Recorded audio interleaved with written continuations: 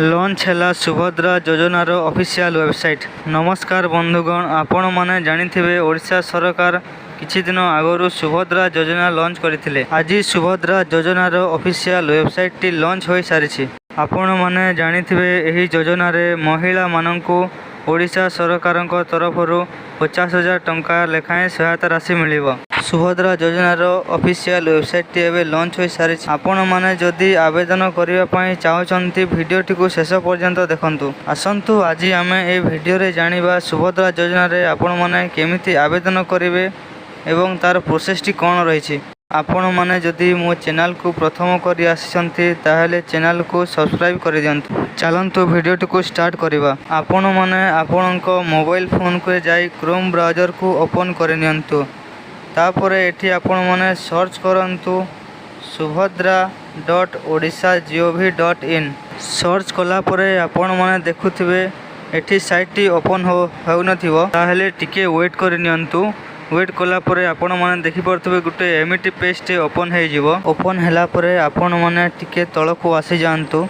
देखंतु एठी तीनटी ऑप्शन अछि, योग्यता मानदंड, आवेदनकारी दायित्व और आवेदन प्रक्रिया। आपण माने केमिति आवेदन करिवे ताहा जानिबा पई आपण माने आवेदन प्रक्रिया ऊपर क्लिक करन। क्लिक कला परे आपण माने देखंतु गोटिए एमिति पेज टे ओपन हो जिवो। तापरे आपण माने एठी देखि पारुथिबे लेखा हिची आवेदन प्रक्रिया। केमिति आवेदन करिवे तार डिटेल्स एठी सब लेखा अछि। देखंतु एठी लेखा अछि समस्त योग्य महिला आवेदनकारी एही योजना अधीन रे लाभ पाइबा पाई आवेदन करिबा आवश्यक। तापरे देखंतु लेखा अछि आवेदन गुड़िक एक मुद्रित फॉर्म पूरण करी ऑफलाइन तथा सुभद्रा पोर्टल माध्यम रे ऑनलाइन करा जाय पारिबो। आपण माननकु प्रथमे फॉर्म फिलअप करिबा पई पड़िबो, तापरे आपण माननकु ऑनलाइन करिबा पई पड़िबो। तापरे देखंतु लेखा अछि विभिन्न स्थान और कार्यालय यथा अंगनवाड़ी केंद्र, ब्लॉक कार्यालय तथा यूएलबी कार्यालय, मो सेवा केंद्र, साधारण सेवा केंद्र इत्यादि पर्याप्त मुद्रित आवेदन फॉर्म मागणारे उपलब्ध हबो।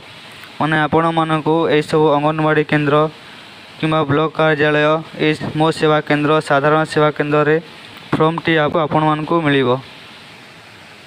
तापरे देखंतु लेखा अछि आवेदनकारी माने फॉर्म पूरण करी याको निकटस्थ मो सेवा केंद्र एमएसके बा साधारण सेवा केंद्र रे दाखल करिबा पई पड़िबो।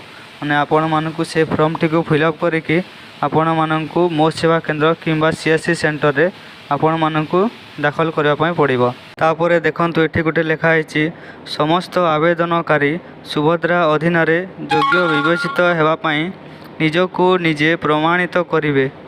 एथिपाई आवश्यक घोषणानामा तेबे एवं ई-केवासी आवश्यकता को पूर्ण करिवे। ई-केवासी पई चेहरा प्रमाणीकरण सबुठु पसंद योग्य माध्यम हेबो।